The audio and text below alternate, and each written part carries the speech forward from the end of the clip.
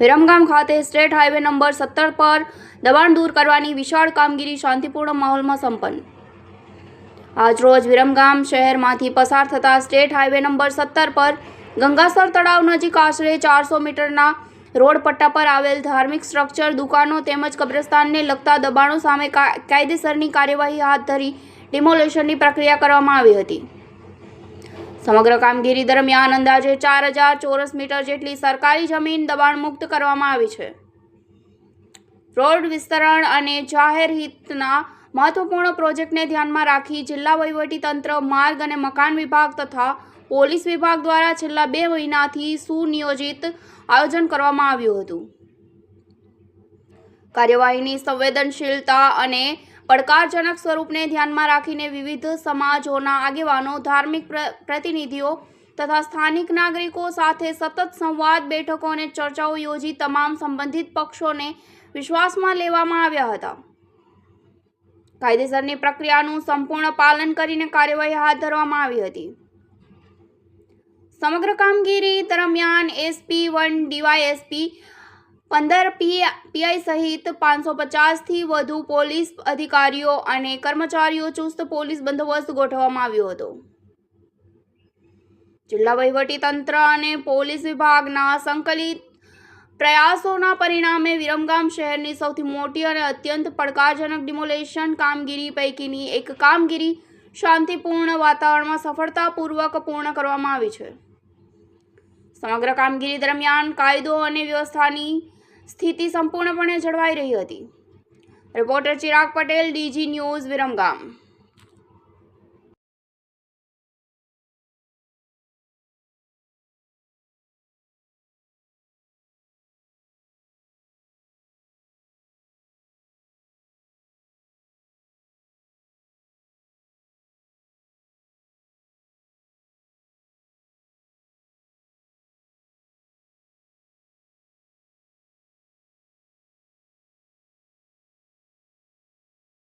વિરમગામનું જે વહેલી સવારે દબાણ કર્યું હતું, દબાણ દૂર કરવાની પ્રક્રિયા જે હાથ ધરવામાં આવી છે, કેટલે પહોંચી છે અને કેટલો બંદોબસ્ત ગોઠવવામાં આવ્યો હશે?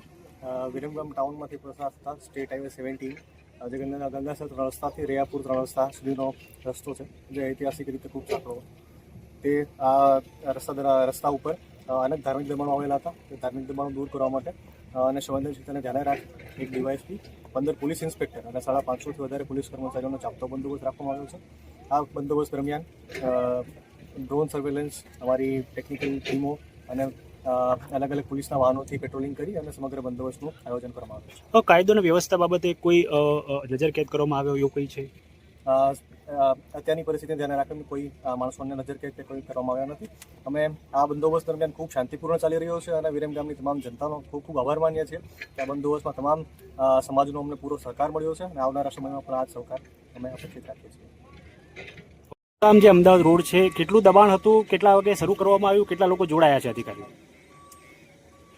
આજરોજ વઢવાણ સુરેન્દ્રનગર વિરમગામ સ્ટેટ હાઈવે 17 ઉપર વિરમગામ સિટીની નજીક જે આ 400 મીટરનો સ્ટ્રેચ છે એ ખૂબ જ સાંકડો હતો। ફક્ત એક જ વાહન પસાર થઈ શકે તેવી પરિસ્થિતિ હતી।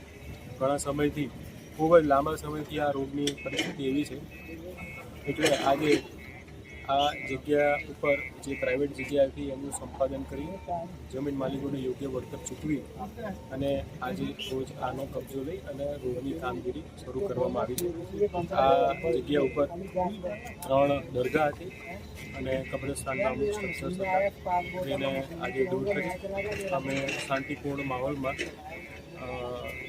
હું પ્રાંત અધિકારી, મામલતદાર, અમારી સમગ્ર આરએમબીના ડી વિપુલ ઓઝા અને એમની સમગ્ર ટીમ અને શ્રી તપન ડોડિયા ડીવાયએસપી વિરમગામ અને એમના રાહબરી હેઠળ મોટો પોલીસ ચુસ્ત બંદોબસ્ત ગોઠવી અને આજે આ પ્રક્રિયા સવારે 5 વાગ્યાથી શરૂ કરવામાં આવી હતી અને ખૂબ જ શાંતિપૂર્વક થઈ છે અને અમે આ કામગીરી ખૂબ ઝડપથી પૂરી કરી છે। આગળનું ડિમોલેશન કયા પ્રકારનું રહેશે, કયું કંઈ?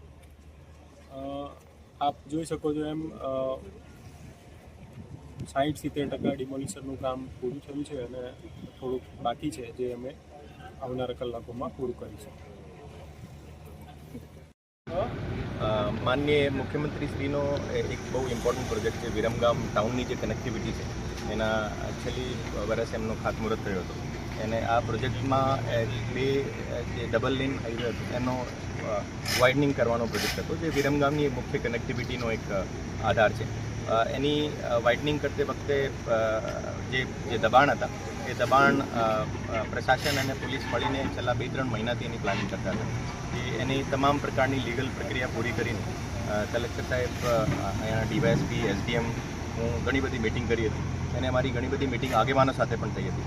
और એને આધારે આજ સવારે એક મેગા ડિમોલિશનનો કામગીરી ચાલુ કરવામાં આવી.